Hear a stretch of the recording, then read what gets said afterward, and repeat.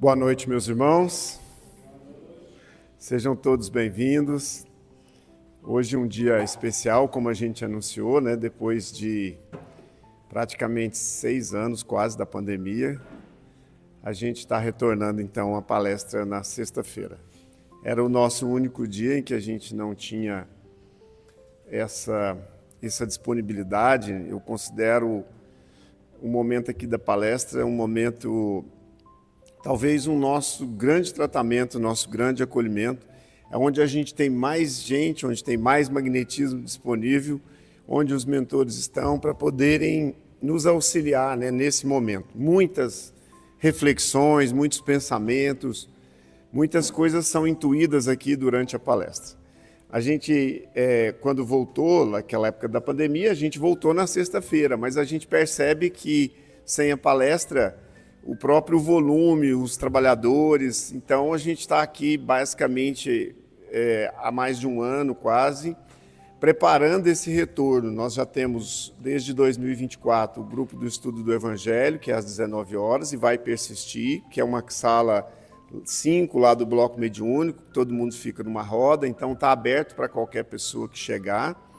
Nós temos já desde o ano passado um trabalho em montagem. Nós abrimos um curso sobre a corrente magnética, que é um trabalho de desobsessão, que a gente vai também daqui a algum tempo oferecer para os trabalhadores que chegarem no dia. Além disso, nós já temos há muitos anos na sexta-feira o trabalho dos Preto Velho, que é atendimento, que é nesta sala aqui. Não sei se alguém que está aqui já veio participar, que é um trabalho maravilhoso. E que no dia em que tivermos os Pretos Velhos acontecendo aqui, a nossa palestra é lá no salão, ali do lado, naquele salão menor. É bom a gente frisar também, para vocês que estão vindo, que o Cuidadores da Alma, nós temos o Cuidadores da Alma na sexta-feira, onde a pessoa passa por uma triagem, por um acolhimento, ele é às 5 horas da tarde. Então, quem quiser vir para o tratamento do Cuidadores na sexta, é às 17 horas. Mas nós vamos, ao longo do processo que a gente formos colocando isso para funcionar, nós vamos divulgar aqui na casa, nós vamos divulgar nas redes sociais, para realmente abrir uma porta a mais de tratamento aqui na nossa casa. A ideia é que o assistido, a pessoa que necessitar na sexta-feira, que ele possa vir, e na sexta-feira a gente tem uma equipe de acolhimento, e no dia em que ele veio necessitado, a gente já possa passar ele por algum tipo de atendimento. Essa é a nossa ideia principal, mas a gente sabe que essas coisas têm que ser feitas de acordo com a possibilidade. E aí, então, a gente agradece muito a oportunidade de você estarem aqui fazendo essa reestreia. Depois eu vou fazer uma foto, vou guardar nos anais aqui da nossa comunidade, nos nossos registros, porque eu tenho certeza que vai ser, a partir de hoje, um tempo renovador, que tem a ver com a nossa palestra, que é Vida, o Dom de Renovar, ok? Vamos fazer, então, uma prece para a gente se preparar? Vamos respirar bem tranquilos, bem suaves. Vamos olhar, então, como é que nós estamos. Vamos dar um tempinho para nós podermos nos presentificar aqui. Vamos fazendo a nossa conexão com o nosso Deus interno, com o nosso ser superior, com a nossa luz. Vamos, nesse momento, pedir para que esta luz, que é divina, que é da nossa essência, possa se manifestar, possa vir para a nossa mente, possa vir para o nosso campo dos melhores sentimentos, para que nós possamos aproveitar este momento que estaremos aqui juntos, para que nós possamos unir o nosso pensamento no bem, os nossos bons sentimentos, na ampliação da nossa consciência, da consciência sobre nós mesmos, sobre quem nós somos, sobre os nossos relacionamentos, sobre a importância de podermos vivenciar esta presente vida, essa bênção que é essa existência, pela qual nós estamos passando nesse momento. Pedindo então a presença desta equipe espiritual, através dos trabalhadores de Bezerra, de Eurípedes, através da nossa doce irmã Sheila, através daqueles irmãos que trabalham também na proteção, nos ligando então ao nosso mestre Ramatiz, o mentor aqui da nossa casa, com toda essa equipe de orientais que vão estar aqui conosco, que vão orientar os trabalhos a partir desta noite, nas sextas-feiras. E em especial nós pedimos a presença amorosa do nosso mestre. Que a luz que irradia desse ser possa tocar o nosso coração, possa permitir que o nosso coração seja o reflexo dessa luz maior, e esta luz maior do nosso Mestre derrama-se sobre todas as nossas células físicas, sobre as nossas células espirituais, ativa todo o nosso processo de consciência, de transformação, de mudança. Que Jesus, então, nos ampare, nos guie e nos proteja. Que assim seja. E assim é.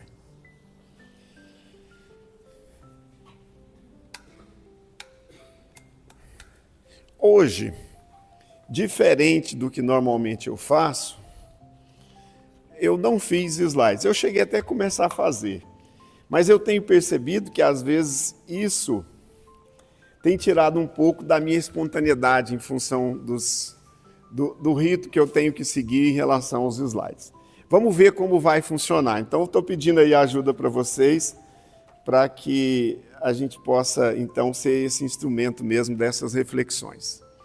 Quando eu estava pensando, porque já tem um tempo que eu estou programando esse retorno, eu passo algum tempo ali, talvez 3 semanas, um mês, com esse tema mais ou menos em volta da nossa cabeça, né, da minha cabeça.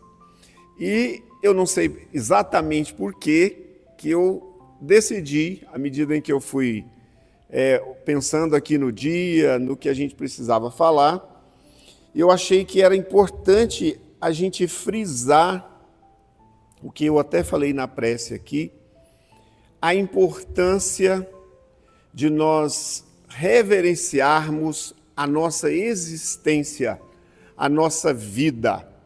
Quando eu estou falando isso, eu estou falando vida espiritual e vida material.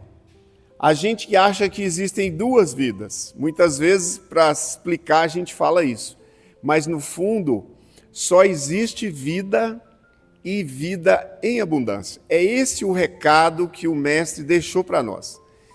É antes e depois da vinda de Jesus. Se a gente for perguntar qual seria o grande significado da vinda de Jesus, a vida segue incessantemente.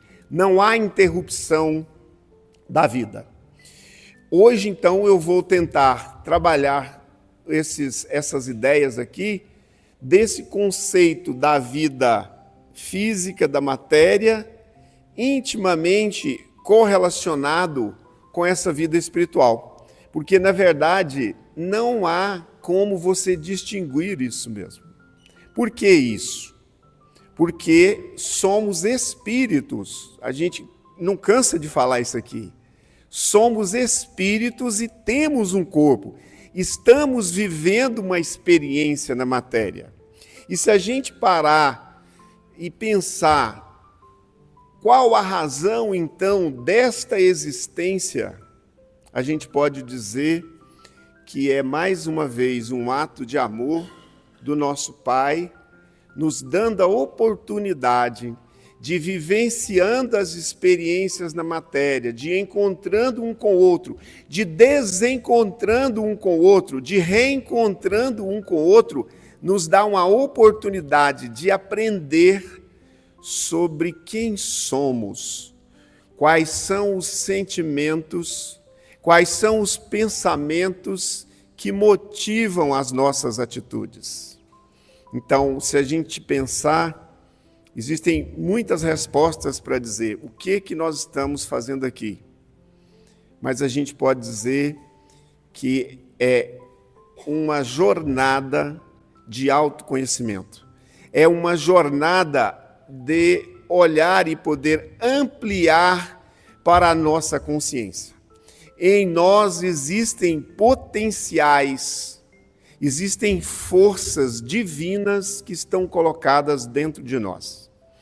E é através desta existência, desta encarnação e de todas as que nós já vivemos e das que nós vamos viver, é através destas experiências que nós vamos tirar o aprendizado que esse fica para aquilo que é eterno, aquilo que é imortal, que é o Espírito. Então nós podemos, nenhuma novidade, né, gente? Falar sobre isso, para quem é espírita, não é nenhuma novidade. Nós estamos falando aqui o óbvio. Mas aí eu quero ver se a gente consegue trazer para uma dimensão com mais leveza, com mais alegria, com mais felicidade, com um sentimento da gratidão, para que a gente possa sair daqui hoje com mais vontade de viver a nossa existência, que nós estamos falando aqui, que é a existência na carne. Se a gente tiver, mesmo que seja só uma sementinha acordada nesse aspecto, se a gente passar a olhar mais para a vida do que para a morte, e a gente também tem que pensar nisso, talvez a doutrina espírita traga uma grande contribuição nesse sentido. A vida do nosso Mestre Jesus, ela é muito mais reverenciada ou revista ou percebida como um símbolo da cruz. Então ela tem muito mais um lado do sacrifício, e a gente sabe que viver a vida na matéria exige, sim, tem dificuldades, tem vicissitudes, exige abrir mão, exige abnegação, exige devotamento. Mas eu acho que a doutrina espírita tem a condição para que a gente se fixe muito mais na alegria, na felicidade que Jesus demonstrou, que ele não tinha nada de sisudo, ele não tinha nada de apontador de dedo, de recriminador das outras pessoas.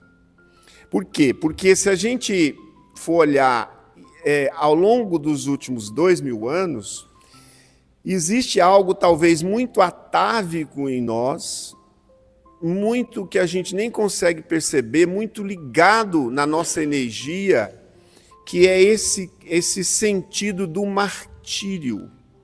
E às vezes, quando a doutrina espírita fala, em muitos momentos, e ela traz grandes esclarecimentos sobre a questão da dor, a parte filosófica da doutrina, ela traz a gente para esse raciocínio. Ela sabe que não tem nenhuma dor, não tem nenhuma experiência por acaso.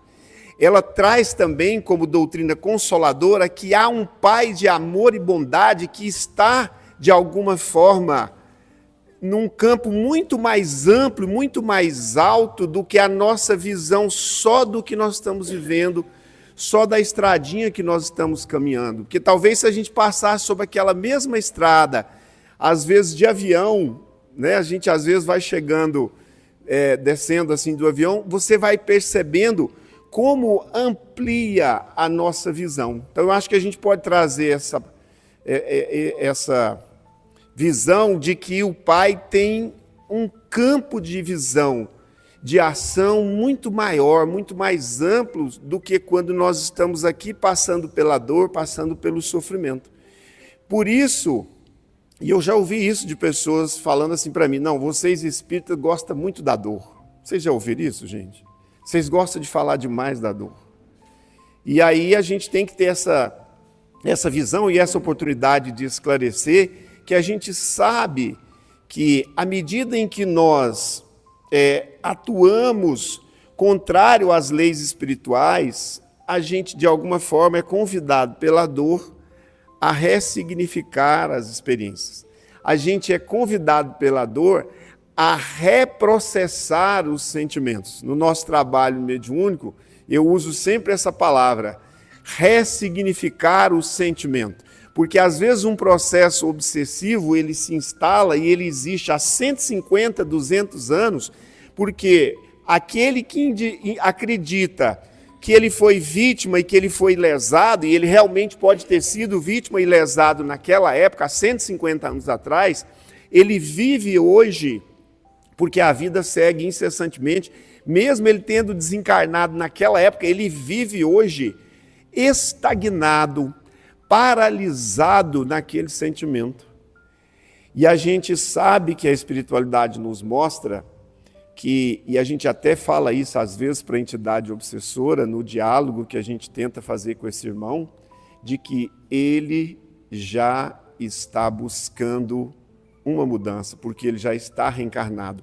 Quem está reencarnado significa que de alguma forma ele já quer deixar, ele já quer transformar esses sentimentos, ele já quer transformar essas atitudes que ele cometia no passado que feriam o seu semelhante. E a doutrina espírita nos mostra que quem fere o seu semelhante está construindo o retorno para si mesmo. Porque muitas vezes a gente foca apenas no momento em que a gente está passando pela dor, mas a gente se esquece do momento em que às vezes a gente estava do outro lado da carabina quando a gente resolveu tirar a vida de alguém. Então, o ponto-chave que a gente precisa conhecer pela consolação que é a doutrina espírita, sem entrar nesse martírio, porque é muito comum a gente ouvir também assim, não, eu tenho que aguentar esse fulano, eu tenho que aguentar essa esposa, eu tenho que aguentar esse marido, eu tenho que aguentar esta vida pelas coisas que eu fiz no passado. E muitas vezes isso não tem nada a ver com o seu passado. Tem a ver com as escolhas, com os equívocos, às vezes com a sua carência emocional dessa existência e que você está colocando o peso em cima do passado. Então, vir para a vida física, viver a vida física, nascer num lar, numa família, ser educado por um pai e uma mãe, que como você também é um ser que erra, que também falha, mas a espiritualidade na providência divina é tão perfeita que até o erro, até a característica negativa do seu pai e da sua mãe tem a ver com a experiência que você já pediu quando na erraticidade para vir transformar, para vir purificar do seu coração. Que você já sabe que você não precisa mais desse rancor, você não precisa mais desse ódio, você não precisa mais desses sentimentos inferiores que quando você age, você afasta as outras pessoas de você. Você afasta você do Criador. Você afasta você do seu centro divino. A gente não percebe que é assim, porque é esse sentimento que eu já pedi ao Pai e Ele me dá uma oportunidade na renovação. Ele fala, então, vamos estudar o seu caso aqui, vamos planejar o seu caso e você vai, com essa e essa experiência, você vai nascer nesta condição, você vai nascer nessa cultura, você vai se alimentar mais ou menos dessa forma. A influência que você vai receber da família, esse tipo de família, até os preconceitos que essa família tem, também são importantes, porque às vezes você vai ser o rompedor dessas ideias preconcebidas, você vai ser o rompedor, você vai funcionar como um fator desagregador dessas ideias paralisantes, cristalizadas, que a gente mantém nos nossos relacionamentos seculorum. Às vezes é difícil da gente acreditar nisso, né? Às vezes você tem o mesmo tipo de sentimento de menos-valia que você já passou por 3 ou 4 encarnações e você continua acreditando que você é um sozinho no mundo. E quando você acorda nessa vida da matéria, você pensa, meu pai faleceu, minha mãe faleceu, não tenho irmãos. Estou falando do ponto de vista da matéria, né? Só um exemplo. E aí você se dá conta desse sentimento que diz, eu não tenho ninguém por mim no mundo. E aí é como se uma voz dentro da sua cabeça, a sua consciência se dissesse: você tem a mim, você tem o Criador. Pelas leis espirituais, nenhum de nós está jogado no mundo. Porque se você fosse realmente alguém sozinho no mundo, no dia em que você nasceu, se alguém não tivesse pegado você, colocado no colo, colocado no seio da mãe, não, mas eu não tive mãe, minha mãe me botou na lata do lixo. E às vezes a gente vê pelo noticiário que isso acontece. Mas alguém pegou você. Então, se não foi o seio, foi uma mamadeira. Porque se não fosse assim, você não estaria aqui. Nenhum de nós. Porque nós estamos no topo da cadeia do reino nominal, mas nós somos os mais frágeis quando nascemos. Se você pegar um animalzinho, pela própria força do instinto da natureza, que é Deus que dá, daí meia hora, um potrinho, quando ele nasce, ele já está procurando ali as tetas, porque ele sabe pelo princípio de manutenção da vida, pela lei de conservação, ele sabe que ele precisa buscar o seu alimento. E a gente, nesse sentido, se nós não recebermos ajuda, então aí Deus já está também dizendo o seguinte: ninguém nesse mundo está só. Às vezes você pode se sentir só, mas aí é um ponto de vista distorcido que você está tendo em relação a uma determinada circunstância ou um determinado acontecimento. Dá para pensar assim, gente? Deixa eu ver aqui a minha sequência aqui para a gente poder pensar nessa renovação, né? Então, a gente pode ter, e a gente vê esses exemplos de renovação o tempo inteiro da natureza. Se nós olharmos para uma plantação, às vezes a gente vê aqui isso aqui, né? A gente tem uma seca, um período de seca grande. Você percebe que quando cai a primeira chuva, se você passar uma semana depois, 2 semanas naquele gramado, ele já está completamente diferente. Se você olhar para uma árvore frutífera, ela tem o ciclo dela, que ela passa durante as 4 estações do ano, para que no momento adequado ela possa florir e ela possa, inclusive, dar frutos. E frutos que vão alimentar outras pessoas. Ela não cria os frutos para ela mesma. Esse fruto é para oferecer para alguém. Então Deus está aí nesse sentido também, nos oferecendo, colocando o nosso trabalho, colocando os nossos dons, a nossa possibilidade de construir um mundo melhor e oferecer a nossa contribuição. Então, dentro do aspecto, hoje, por exemplo, eu estava pensando, o tamanho da chuva que caiu. Na sexta-feira passada, na hora dos Preto Velho, nós estávamos aqui, caiu uma chuva e a minha sensação era de que aquilo tinha limpado a nossa atmosfera.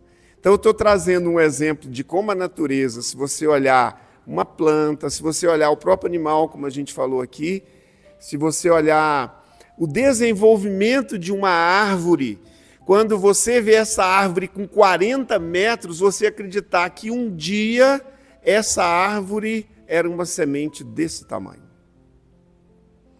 E a gente às vezes não pensa isso da gente. A gente não faz esse paralelo dizendo, eu tenho todos os potenciais do Criador para serem desenvolvidos. Eles, através da minha própria vontade, do meu livre-arbítrio, das condições que o mundo se apresenta a mim, eu posso desenvolver, eu posso construir, eu posso florescer, eu posso dar esses frutos que se eu não tivesse visto, se eu não tivesse plantado essa árvore e não tivesse visto ela com 1 metro, com 2, com 5 e com 40 metros, eu também não acreditaria. Então a gente pode entender que existe aqui um campo de possibilidades de renovação. No campo da natureza, o Criador usa toda a força do amor, os instintos de preservação, de reprodução e de conservação, e isso acontece independente da vontade. É como se houvesse uma inteligência automática dentro das plantas e desses animais inferiores, que o Criador supre para que eles possam fazer esse processo de renovação, oferecendo a nós os frutos, a carne, oferecendo todas as possibilidades, inclusive de nos servir. Mas nós que estamos nessa condição, que temos o livre-arbítrio, que temos o pensamento contínuo, a espiritualidade precisa de muito mais conhecimento. A lei de providência, o trabalho que é feito, por quê? Porque todo o processo da renovação depende, além das forças, além do amor de Deus, da bondade de Deus por nós, que é essa força do amor, depende da minha vontade, depende do meu interesse. Por quê? Porque muitas vezes aquela situação conflituosa, aquela situação que eu acredito que eu sou vítima, aquela pessoa que me abandonou e que foi viver com uma outra pessoa, eu não percebo e às vezes eu não consigo entender que isso faz parte da minha experiência do agora, isso faz parte do meu aprendizado. Muitas vezes a gente quer parar a vida nesse momento, a gente quer desistir da vida nesse momento, porque fulano me ofendeu. Então, como ele me ofendeu, eu não quero mais me relacionar com ele. É até um direito. Às vezes, a partir dessa situação que você viveu, dessa ofensa, você cria uma mágoa e não percebe que esta mágoa é que impede você de fazer esse processo de renovação do seu coração. Por quê? Porque você sentou na beira do caminho, porque você disse, eu não posso ser ofendido. Isso não está dito, mas isso está implícito. Eu não posso sofrer. Se Jesus, que era esse espírito, que já fez a evolução dele em outro orbe, que é um espírito puro dessa magnitude, foi vilipendiado, foi ofendido, por que que nós não podemos sofrer as vicissitudes das dores e das dificuldades deste plano aqui? O que que nos impede de, mesmo sofrendo essas dificuldades, continuar ou buscar caminhar?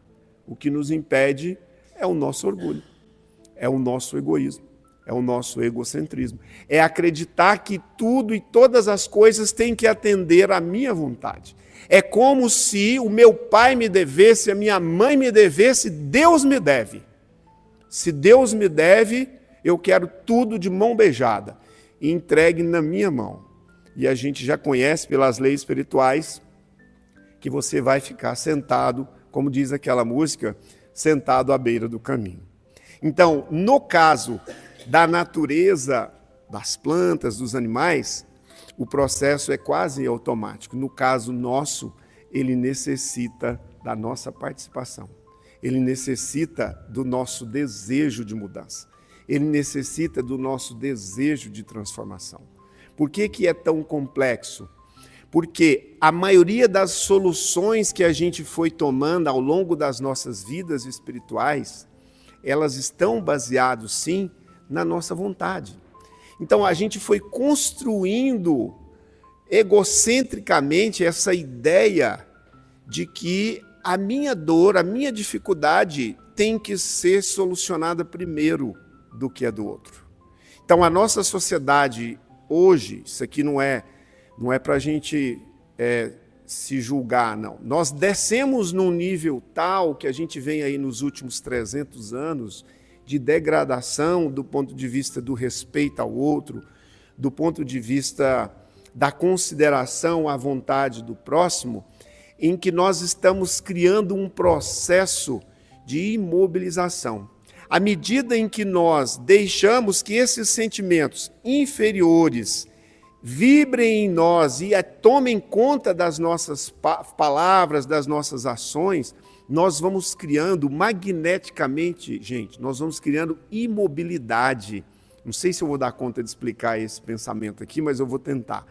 A nossa energia, que é a energia que vem do que nós pensamos e do que nós sentimos, esta energia cria as nossas experiências exteriores. Convida as outras pessoas que estão mais ou menos na mesma vibração a relacionar conosco. Assim como a nossa luz convida a luz que há no outro, porque todo mundo tem luz e ainda possui sombra. Então, quando eu desejo agir no egoísmo, no orgulho, na vaidade, eu estou convidando o outro também, pela forma da defesa, a agir desta forma. E aí, nesse sentido, eu não estou apto a trocar. Eu não tenho a capacidade de me colocar na mesma altura do outro para ser humilde o suficiente para ouvir a outra pessoa e para aprender com essa outra pessoa. Então, eu estou saindo um pouco do indivíduo para a gente entender um pouco esse momento tão complexo. A gente está falando tanto em momento de transição, a gente já pensou que a pior fase já tinha passado? Ou vocês não estão pensando nisso assim? Eu vou dizer para vocês, eu tenho pensado nisso. Se você for pensar a sociedade hoje, o mundo hoje, os pensamentos que nós estamos tendo, a forma de lidar é muito parecido, até os slogans, gente, com 1930. É muito parecido. É muito egocentrismo. É muita força dominadora.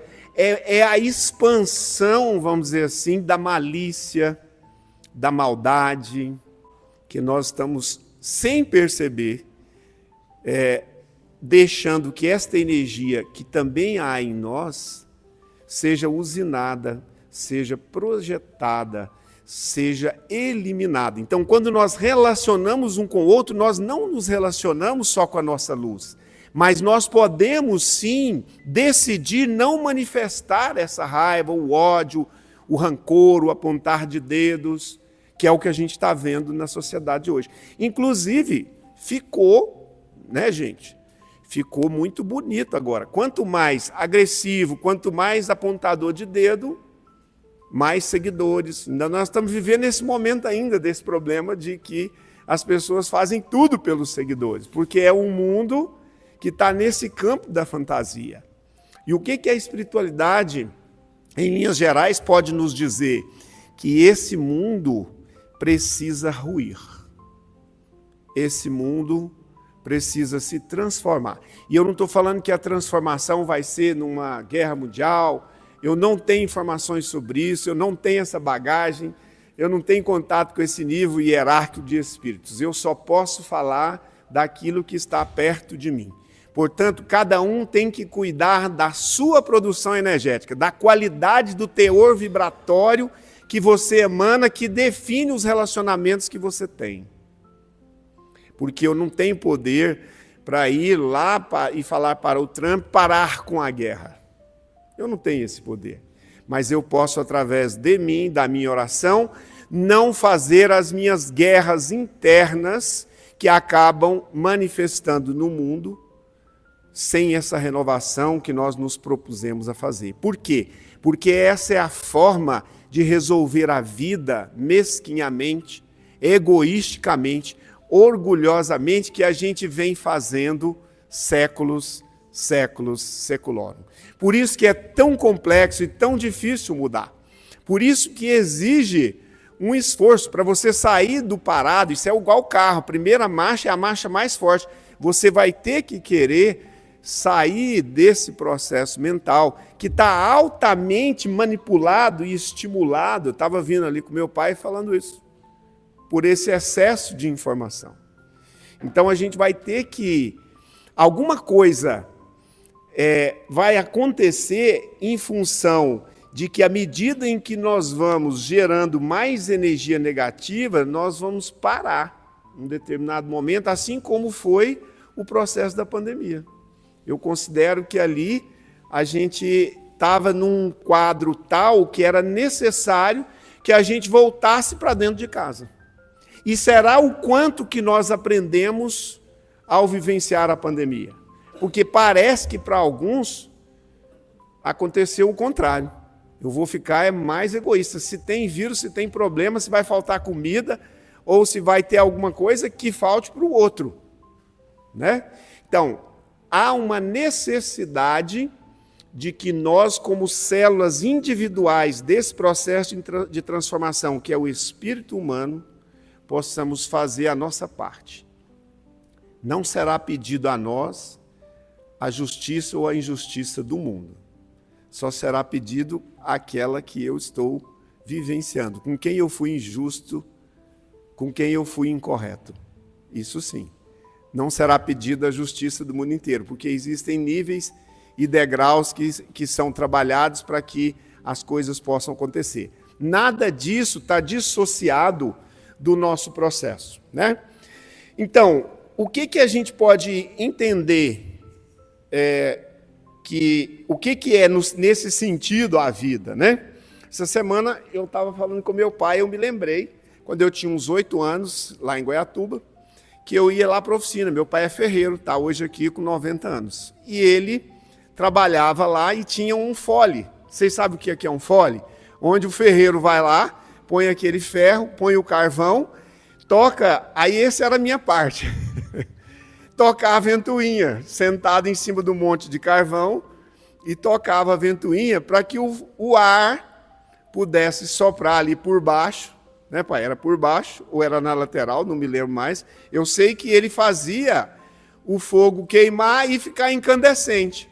E eu lembro dele, a marreta de 3 quilos, que ele pegava na bigorna, e ali ele ia dando as marretadas e ia contornando o ferro de acordo com o que era necessário. Fez muitas marcas, fez dobradiças, fez muitas outras coisas, como um ferreiro praticamente a vida inteira. Então eu fiquei essa semana matutando nisso, quando eu estava pensando na palestra, para que a gente pudesse entender que, na verdade, é como se a providência divina fosse essa marreta, fosse esse martelo, que fosse moldando, que fosse dando as formas adequadas para esse ferro. E aí eu fui tentar olhar para ver se eu achava algum fole e achei uma outra ideia muito interessante que eu não tinha me atinado, né? Lá você tem o ferro, que é da terra, na fornalha. Você tem o ar, que faz o fogo aumentar. Você tem a madeira, que é o carvão. Você tem o fogo, que é transmutador. E eu estava falando com ele essa semana, eu acho que ele nem percebeu o que eu estava perguntando, que eu me lembro que ele pegava, depois que ele terminava, ele jogava o ferro, ele tinha uma vasilha d'água. Então você vê, ar, água, fogo e terra, que é o metal. E ali ele temperava. Então Deus está nos temperando. A gente precisa entender, Deus está nos temperando através dessas pequenas correções ou dessas adequações para que nós possamos ir crescendo internamente, para que nós possamos ir oferecendo também a nossa contribuição. Então eu fiquei pensando como que eu ia fazer essa metáfora, né? E a forma que eu entendi foi essa. É como se o ferreiro fosse, como se o Criador fosse o ferreiro que nesse momento está usando todas as ferramentas, todos os instrumentos para que nós possamos ser algo, para que nós possamos criar benefícios, para que nós possamos fazer o nosso processo de transformação interior. Me lembrei também, essa semana, e eu nunca me esqueci disso, está lá no livro, eu até peguei o livro, quem quiser pode ler, que é um caso interessante, está na obra de André Luiz, No Mundo Maior, no capítulo 5 e 6, se não me engano, onde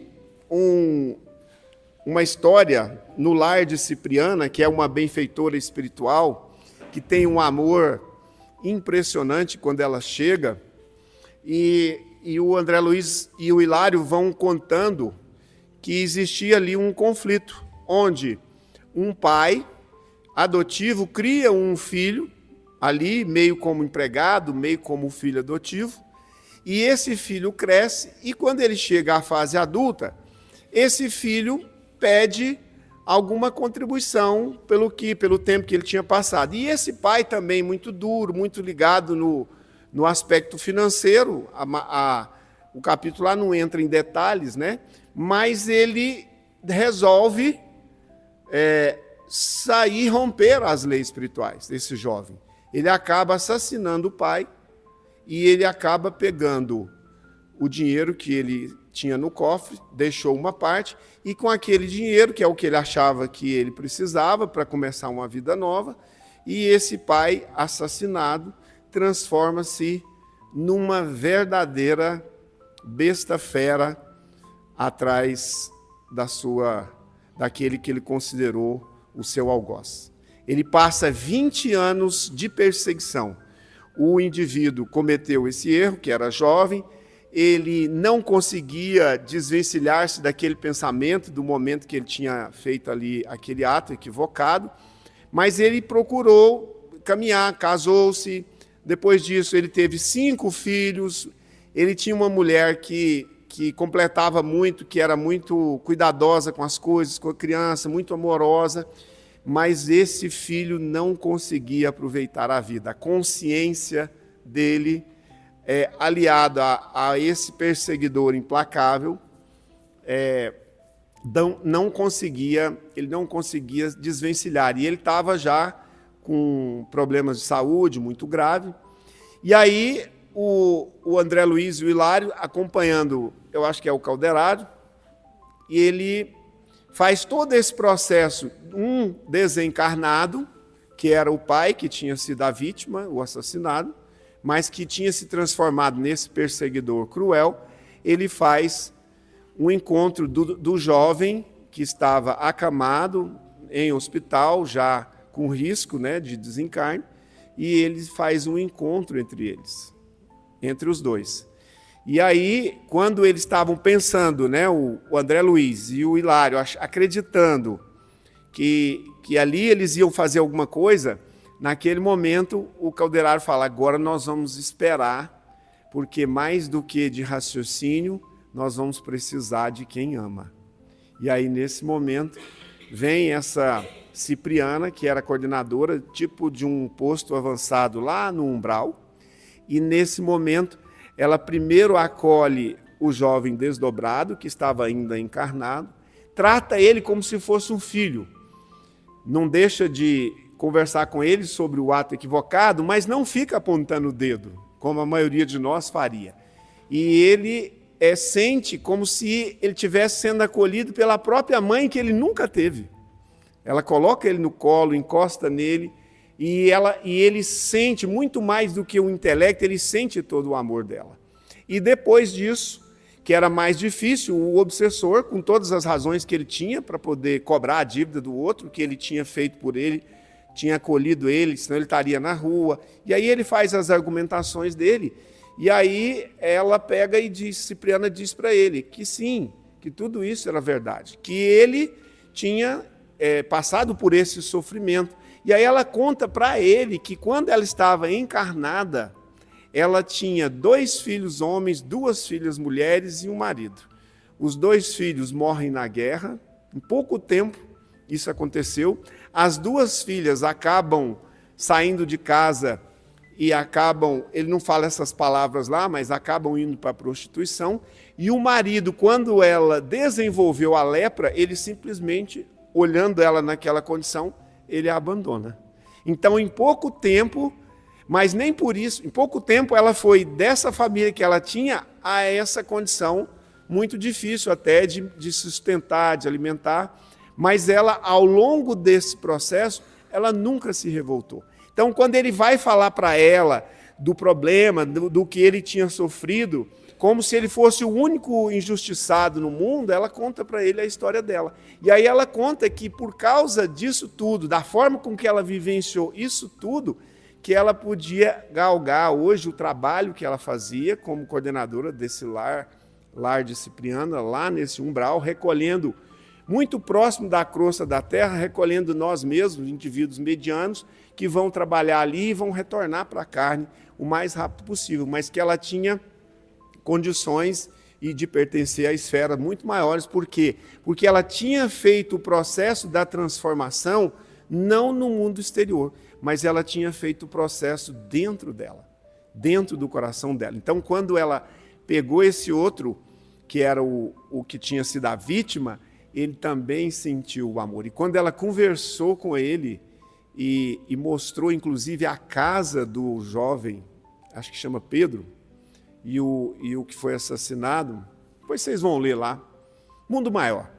E aí, quando ela mostra que ele, mesmo tendo cometido aquele erro, mas ele estava tentando melhorar de vida, ele estava casado com uma boa mulher, ele tinha os filhos, educar esses filhos, era um pai cuidadoso, era um pai amoroso, né? Então, a partir desse momento, por que eu estou falando tudo isso? Vocês têm que ler lá. Porque, na verdade, o processo da transformação é muito mais no campo do sentimento do que no campo do intelecto. O do intelecto vem primeiro, o conhecimento da vida espiritual, o raciocínio, ele vem primeiro. Mas tem uma frase que fala isso, né? Quem conhece pode muito, quem ama pode mais. Então esse exemplo lá do livro mostra o quanto esse poder do amor é transformador. E a gente percebe isso dentro dos trabalhos. Às vezes a gente dialoga com uma entidade que está muito resoluta ali na raiva, no rancor, e a gente consegue pouco, e eles têm boa argumentação, e aí de repente a gente percebe no campo alguém que é ligado no coração. E quando esse alguém ligado no coração desse indivíduo aparece, que ele vê ou sente a presença, muitas vezes é aí que ele entra nesse choro, e é aí que ele entra nesse perdão, e é aí que ele entra no arrependimento, e aí ele deseja. Então aí a partir daí todos os problemas estão resolvidos? Não, agora começa uma nova etapa. Provavelmente entre esse pai assassinado e esse filho, provavelmente daqui a algum tempo, pode ser que com 100 anos não seja possível, talvez com 150 ou 200, talvez o que ele tirou, que foi a vida do outro, agora ele terá que oferecer a vida dele e ele vai vir como filho desse que era esse filho adotivo dele, como se, do ponto de vista espiritual, a lei humana não é capaz de devolver essa vida.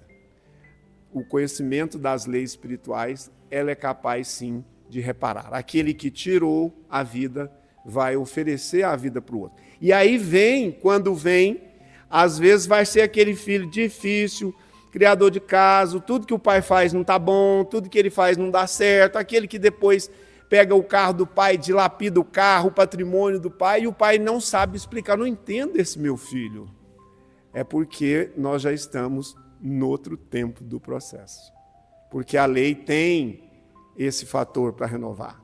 O processo da renovação, ele se dá através da reencarnação, ele se dá através do perdão. Mas entre esse processo aí precisa haver o tempo. É necessário um tempo.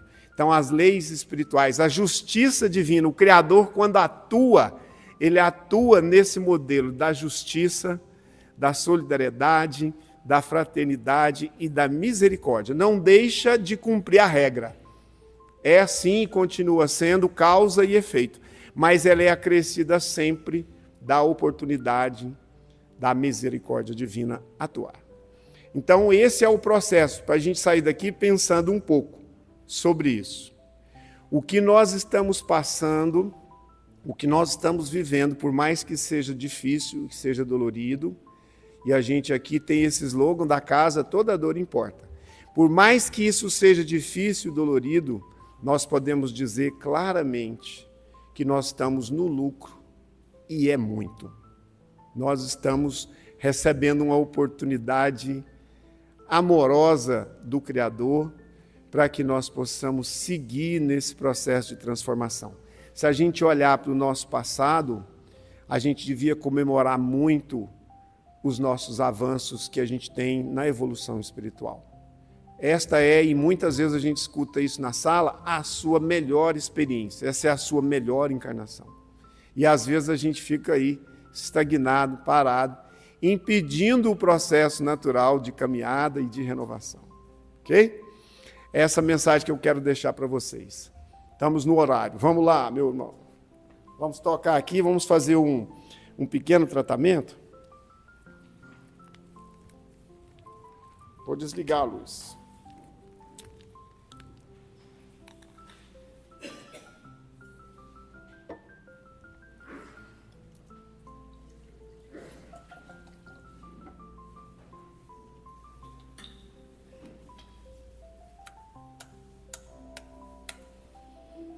Então vamos respirando, bem tranquilos, bem suaves.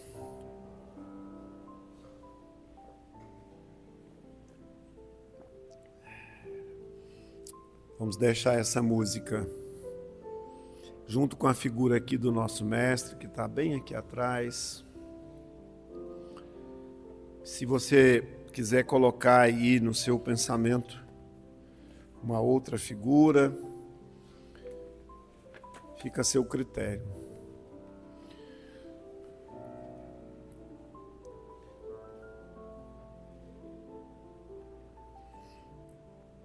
Vamos agora, nesse momento,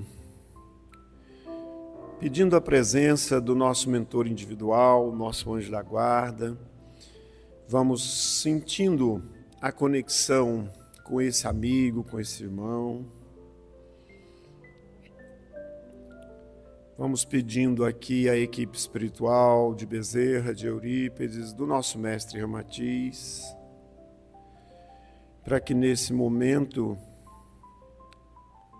nós possamos pedir para que seja removido do nosso pensamento e principalmente do campo dos nossos sentimentos toda e qualquer mágoa, todo e qualquer sentimento que nos afaste das pessoas, que nos afaste daqueles com quem convivemos, porque muitas vezes estas energias guardadas, elas têm relação com o nosso passado, que ainda não passou, que a gente ainda não decidiu conscientemente viver todos os potenciais da vida no presente.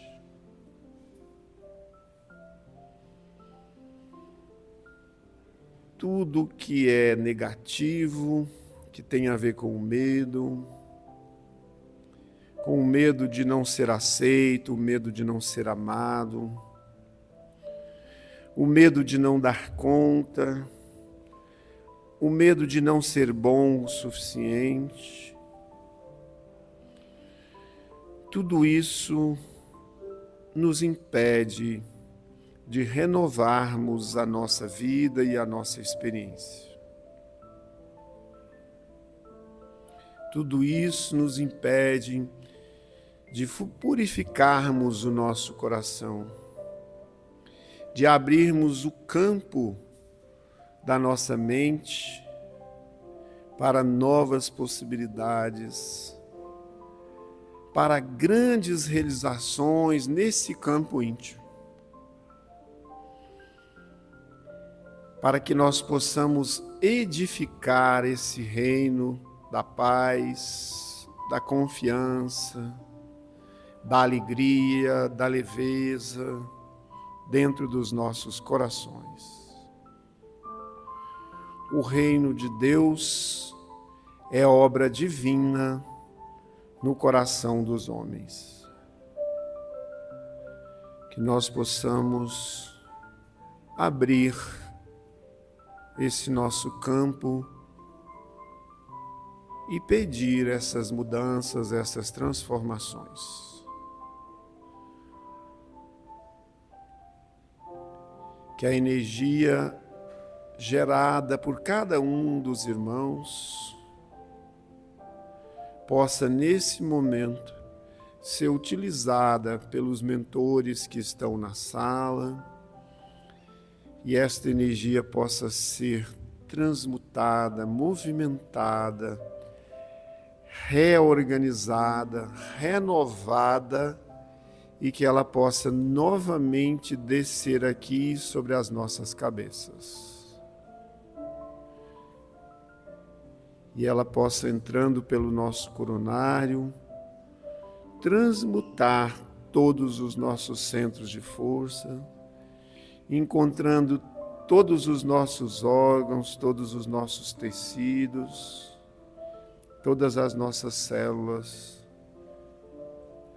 humanas, astrais, etéricas, coadunando isso com a nossa essência divina, com a nossa consciência maior, pedindo ao Pai, pedindo ao Criador, que fortaleça em nós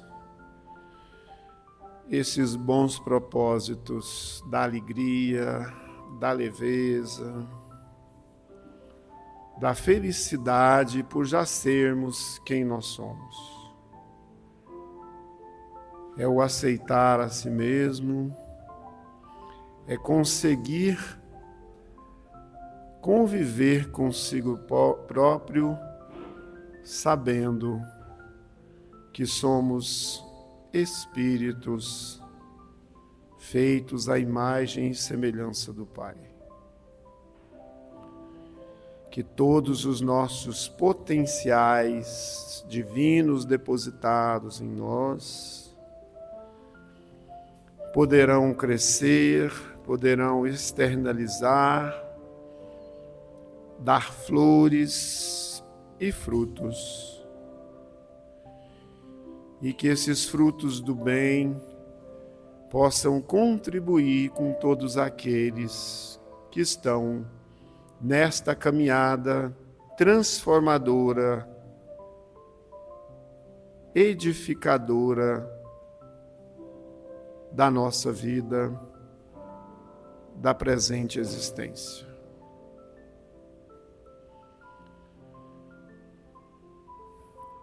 Vamos agradecendo por tudo que foi possível ser movimentado, trabalhado. Vamos tomando mais consciência de nós, do aqui, do agora. Podemos movimentar aí as nossas mãos, os pés. Podemos nos sentir presentes no nosso corpo e agradecidos por esta oportunidade. Que possamos levar a paz, a tranquilidade, a serenidade para os nossos familiares, para os amigos, para todas as pessoas que cruzarem o nosso caminho. Que a nossa mensagem seja sempre a mensagem de paz, de amor e de fraternidade. Que assim seja e assim é. Obrigado, meus irmãos, por essa oportunidade.